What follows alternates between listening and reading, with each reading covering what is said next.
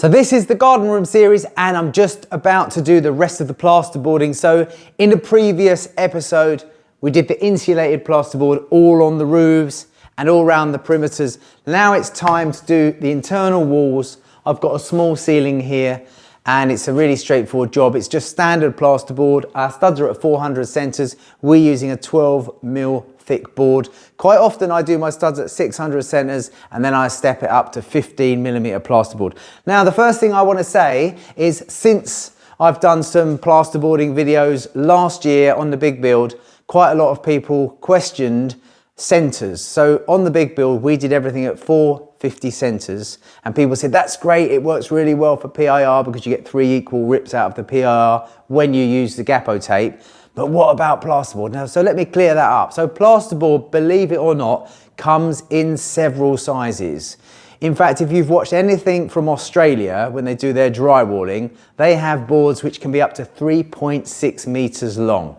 But what we do have is anything from 1.8 meters by 900. That's just one of the smallest formats that you can get in a rectangle, but you can get something called plank, which is 18mm thick, 600 wide, and that's 2.4 long, and that's super heavy, and that's used for much more fireproofing, soundproofing, that sort of stuff. So with regard to the 450 centers, I was using a 2.7 meter long board, which means that you can go 9, 18, 27, which is so 450, 900, and so on and so on. So that's how we did that. So don't think you can't get those boards. They're still 1.2 meters wide, but they're 2.7 meters long, and they're really useful. So even in here, for example, I could have got a 3-meter board and maybe done top to bottom with these. But what we've got in here is we've got a board join there. This is a full board. We start at this datum here. That's where the bottom of the board is. Our finished screed level is 10mm underneath that. We're boarding first. Then the screed's going to come in afterwards. It's a liquid screed. So we're going to board everything round. So we're going to do one side first, and then we'll insulate the back sides, and then we'll put all of the plasterboard on the other side. So everything here is plasterboard apart from the showers, and that's going to be the power panel. This stuff, that's the H2O board, which is completely indestructible, completely waterproof, one of the best products that you can use inside a shower. It's very similar to backer board called Hardy Backer. In fact, it's made by a sister company of James Hardy. So that's it. We're going to get on. We've got everything ready. We've got the tools over here. Now we've got 3 guns to try here. 2 of them belong to me and 1 of them belongs to Ed. Ed's got the new Metabo. I've got the small Festool, and then we've also got this brushless Worth, which is not dissimilar if you look at the size and the body of the Metabo. Obviously we've got some knives, some rasps, one of my favorite tools which we take the sockets out with. So we basically hang this board, let it push against that. We have a reference, so before we even hang the board, we'll go around, plumb a line down in the middle, put a little mark. We'll measure up from our line to the top of the box, write that down there. It might say 475mm. So once we've hung the board on a few screws there, let it come against, put a dot on, plumb up, put a mark on 475. This little router goes through, the pin on the end follows the socket, and it's brilliant. It just cuts it out and then the board sets back. It's a really nice tool. It's one of my favorite tools. It generates a lot of dust. You've got to wear a mask, or if you're really good at this and you've got a bit of practice, you can hold a vacuum cleaner as well. So yeah, that's a really, really nice tool. So we're going to get on. We have our plasterboard here. We've got lots of full boards. So we've got full boards here, full boards here. Then we've got a cut. We've got some angled corners where the walls run off at 45 degrees. So what we'll do here is we'll just butt square edges together because there'll be an angle bead over the top of that. You don't need to splay them one over the other. And then we've got an acute corner here. So it's a very acute corner here. We'll do a similar thing there. We'll bring the board to there and we'll bring the board to here and we'll form that sharp corner in plasterboard bead. So we'll put a stop bead either way or something like that. So that's it. We're going to get on. We've got all of our first fix plumbing in. Another notable thing is, let me just show you, wherever we have drilling, come follow me in here, Lloyd. Wherever we have drilling and it's shallow, so where these cables pass through here, because there's a bearer here, the hole was drilled to avoid that bearer. So the cables have been brought through, and then we use these plates there, and we use them as much as we can, because once you hang a board up, you can't remember, unless you religiously mark everything everywhere, you can't remember where you should and shouldn't fix. And the other thing is you need to do is obviously mark where your studs are, just get a reference on the floor, and then you're laughing because you can just look straight up. And sometimes we use a laser as well. Just set the laser straight up and follow it with the drywall gun all the way up. And it's just useful, especially when you've got sockets and that sort of stuff. So let's get on and do it. So we always plasterboard one side of all of our partitioning first. Now the reason I like to do that is because if you've got a lot of surfaces, I'll plasterboard the side with all the surfaces on, because sometimes you can then push the surfaces through from the back side. Then once we've done the plasterboarding on one side of all the partitions, we go round and put rock wool, sound slab or something like that in between them, or a standard insulation, for example, in between all the studs. And once we're at that stage and we've insulated it all, let's take this room for example, we've got all of this is like a sound insulation in. We've got everything we need to have in the walls. We've got our power, our wall lights, we've got pattresses. This is a pattress, this is what we'll fix the light fixing to. And over here where we've got a wall unit which hangs all the way through here, we've got the grounds for the brackets for the wall units that go all the way through, or indeed if you're fixing the unit straight the way back. We've also got our plumbing provision here, hot and cold water, and our wastes as well. So everything's ready for us to board over the top. Sometimes you'll find like this, we've got a cable here which comes through. All that does is light the bottom of these cabinets. So providing we're behind where the cabinets will be, we'll pop that through, hang it down, and it will make a connection underneath the cabinets. And also up here to draw wire, this little draw wire is going to be for an LED corner light that goes all the way through here. So that's also there. And on the other side of that, I'll show you, there's an access panel which goes here. So we've got basically the draw cables, all the draw cables come back to here, and then the LED comes off around these perimeters. And once we've plastered, we then put a small plastic panel over the top of there. I've actually got one here. And then these just get bonded in after you've plastered, and then you can just take them out, get to your fixings or your connections and put them all the way back. So they're very useful, those things. In fact, they're so useful, I'll probably put a description and a link in this video.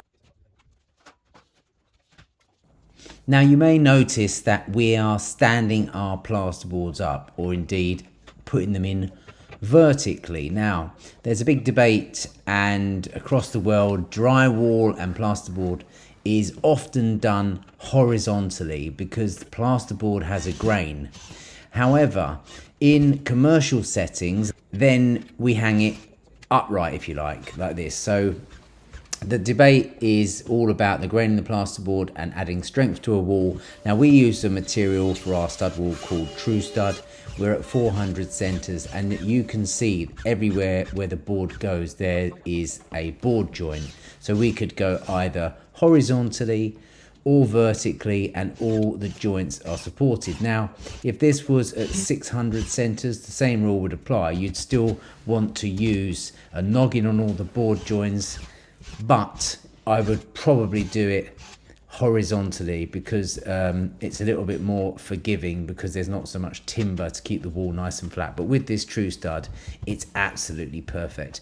Another notable thing is there are special zones for all your electrics. Now these apply if, for example, your wall thickness is less than a certain amount. So we have a partition which is from the face of our finished wall surface back to the cables is more than 50 millimeters, which means that the zones aren't as important. However, it's still useful to stick to the guidelines. Now you can see the guys, we work as a team. I basically do all the setting out, measuring, cutting, bring the boards in, and the guys are fixing them all up, screwing them all in, and getting the sockets through with the little Makita plasterboard router that we use there. So yeah, so there is a big debate about horizontal or vertical. And I think that you should, if you go and Google the subject, you'll bamboozle you, because there are so many things that say contradict one or the other. I think the best thing is that all of the edges are supported, and if you're drywalling, so if you're tape and jointing, some other rules apply too. But in our case, we've got a wet plaster all over.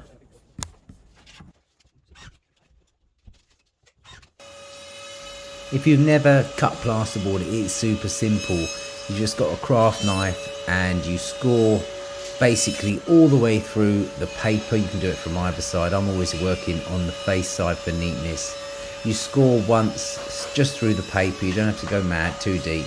And then you basically snap it along the seam. It's a clean break. And then obviously you cut the paper through on the other side, and that is basically it. There's not a lot more to it, and you can use a Surform or rasp to actually clean the edge up, but we try to create as little dust as possible.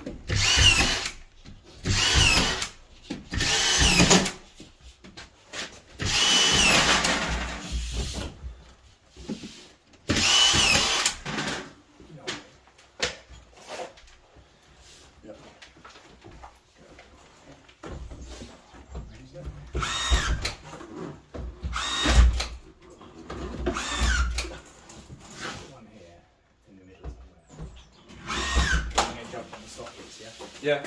Well, I'll do this one. Ready? Go. This is Ed. Now he's basically doing the sockets and the switches as he goes, and you see him, he's got a reference on the floor exactly where it is. He simply marks the measurement up, then he uses the small tool from Makita. Now this basically has a spiral cutter on it, like a little router cutter, and a pin on the end. You set the depth so it just goes through the plasterboard and follows the outside of the metal switch box, if you like. And this follows it round. It doesn't do any damage to the cables. They're tucked neatly on the inside of the box. He's using a hoover, keeps all the dust at bay, and then he pops the middle out, hoovers the aperture, and presses the board back and pops a vixen in to hold it nice and flat. It really is a nice, fast, speedy tool. Here's doing the socket now below.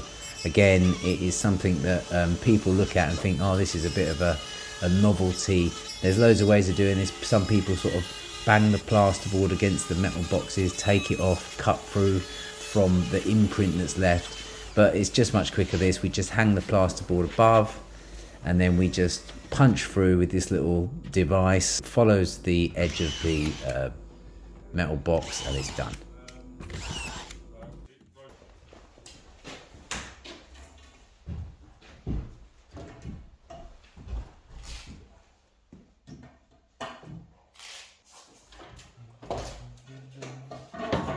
Ready? Yeah.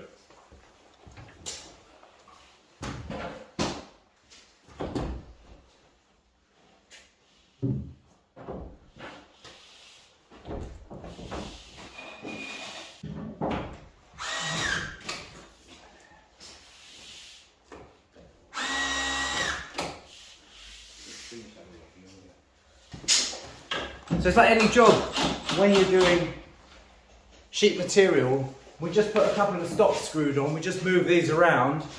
We've also got a block underneath to make sure the board starts where we want it to start, and they're all dead level around the bottom. So I know that that's nice and plumb, it's nice and true. I can easily measure all the other boards from it, so I've got nice board edges everywhere. So we put all of our stud work up to suit our boards. That's really important. For this bit, you could even screw a full sheet up next to the door, cut it off in situ and snap it back. But because it's all nice and parallel, we'll just go and cut those on the bench as well. We also, when we're measuring up, we check where else we can use the offcut. So if I'm going to cut myself a sheet for here, I have a look around the site and say, I need exactly the same one for the inside. So we always think economically as well. So we're going to have a go with these guns now. We've got 3 guns. We've got a Vestal, which is this one, which is a nice bit of kit. We've also got a Metabo. That's quite nice. And we've also got the Worth, which is a bit of a curveball, because you don't often see a lot of Worth tools here in the UK. But that's a nice bit of kit. So I think we need to run these up together. So they're all pretty similar. They're a similar gun in a similar marketplace, and we'll do similar things, similar lengths of screws. Now, we've got 10 screws each to do in the same stud work, so it'd be interesting to see how they perform. Okay, so let's do it, okay? Let's go for it. Whatever you want, boys. Just, you know, whenever you're ready, we will start the gun in position, and let's go. Whenever you're ready, go.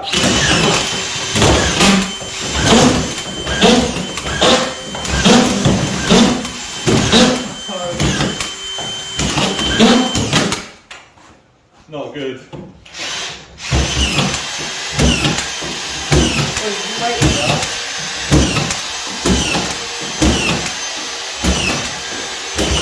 That performed pretty nice. Well. You had a jam, did you? That's just unfortunate. Cheers. So, yeah, well, mine weren't very good because they sort of jarring out every other one. I don't think it's deep enough. You were definitely the quickest though. I think the gun's pretty quick, but Ed's looks pretty consistent. yeah, I think that's the key with these guns. You know, you have got to literally take your time and then press, and everything's going to go well, isn't it?